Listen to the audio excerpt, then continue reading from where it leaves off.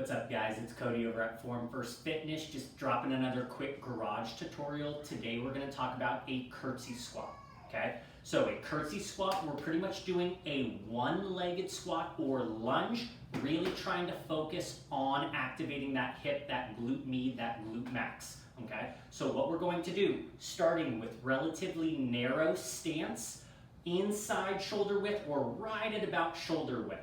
From there, nice tall crown, nice broad chest, tight activated core. You are going to slide one foot back and outside of that front planted foot. Notice that I'm pressing from the ball, the heel is high.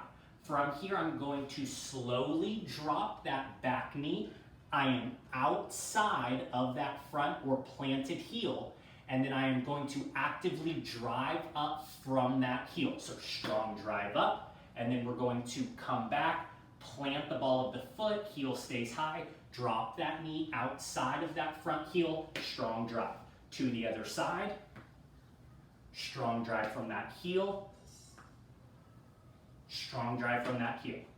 If you guys like the video, make sure to like, comment, and subscribe.